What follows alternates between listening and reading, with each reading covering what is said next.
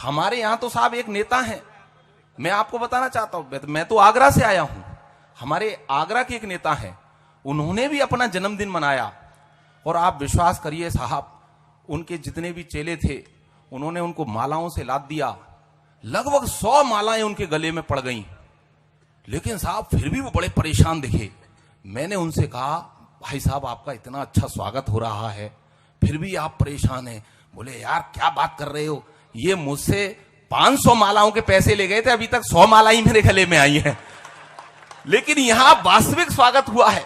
मैं चाहता हूं एक बार जोरदार तालियों से आप मुझे आदेशित करें। मित्रों मैं खुलता हूं। देखिए पिछले दिनों मैंने कुछ प्रयोग किए कि पहले क्या था और अब क्या है।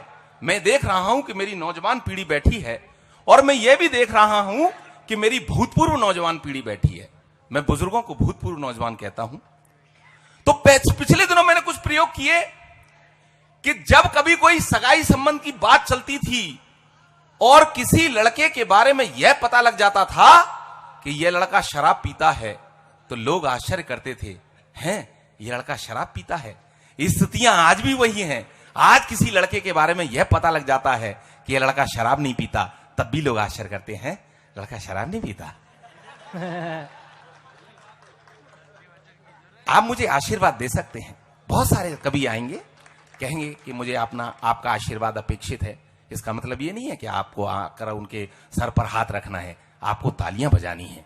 मैं आपको बता देता हूं साहब, ईश्वर ने हर व्यक्ति के भाग्य में कुछ ना कुछ लिख रखा है। उसे कितनी सांसें लेनी है जन्म में, उसे कितना जीवन जीना है, यही इस जन्म में यह भी निर्धारित कर रखा है ईश्वर ने कि उसे इस जन्म में कितनी तालियां बजानी है। अब जो व्यक्ति इस जन्म में उन तालियों को खर्च कर लेता है तो ठीक है, नहीं तो अगले जन्म में उसे घर घर जाके बजानी पड़ती।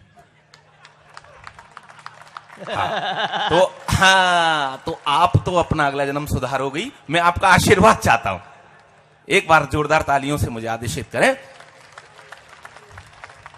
पहले क्या था और अब क्या है साहब? पहले लोग खाना घर पर खाते थे और फ्रेश होने के लिए बाहर जाते थे।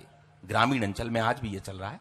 पहले लोग खाना घर पर खाते थे और फ्रेश होने के लिए बाहर जाते थे। स्थितियां आज कहां तक आ गई हैं? आज लोग फ्रेश होने के लिए घर आते हैं और खाना खाने के लिए बाहर जाते हैं होटल। आपको पता होगा साहब, पहले लोग क ख ग से काम चलाया करते थे, आज भी लोग क ख ग से काम चला रहे हैं। पहले लोग क ख ग से कैसे काम चलाया करते थे? पहले लोग का से कमाते थे, खा से खाते थे, गा से गहने बनवाते थे, घा से घर बनाते थे। का से कमाते थे, खा से खाते थे, गा से गहने बनवाते थे, घा से घर बनाते थे। स्थितियां आज भी वही हैं। आज भी लोग का खगा से काम चला रहे हैं। आज लोग का से कर्ज ले लेते हैं, खा से उसे खा जाते हैं, गा से गायब हो जाते हैं और रास्ते मिल जाए तो घा से गुड़की और देते हैं। ये स्थितियां हैं साहब। मैं आपका आशीर्वाद चाहता हूं, नहीं तो सोच लीजिए फिर अपने अगले जन्म की स्थितियां। देखिए मेरी मातृशक्ति यहां पर बैठी है। पहले कोई लड़की अपनी मां से पूछती थी कि मां मैं जीन्स पहन लूं, तो उसकी मां उससे मना करती है, नहीं बेटा जीन्स नहीं पहनना, अच्छी बात नहीं होती है। आज स्थितियां कहां तक आ गई हैं? आज कोई लड़की अपनी मां से पूछती है कि मां मैं मिनी स्कर्ट पहन लूं, तो उसकी मां कहती है बेटी पहन ले, कुछ तो पहन ले। तब मैं उस पीड़ा को गाता हूं साहब।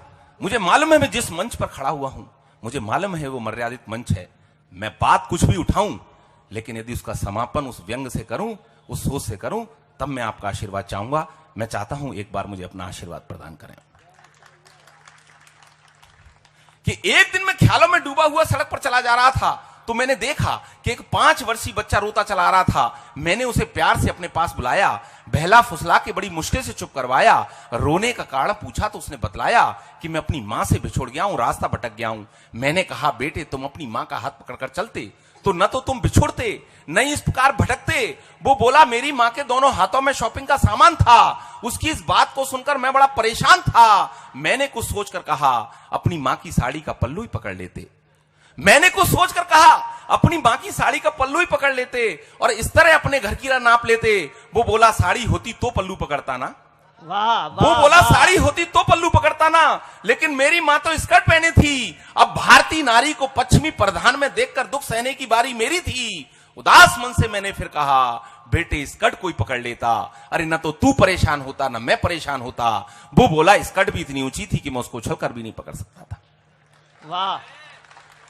वो बोला स्कर्ट भी इतनी ऊंची थी कि मैं उसको उछल कर भी नहीं पकड़ सकता था। मैं समझ गया कि फैशन की मारी कोई युवती होगी जिससे अपना बच्चा भी नहीं समझ सकता था, जिसे सिर्फ अपने हुस्न, फैशन और जवानी से प्यार था, न भारतीय सभ्यता से प्यार था, न अपने बच्चे से प्यार था, वाह न वाह भारतीय वाह सभ्यता से वाह प्यार वाह था। वाह।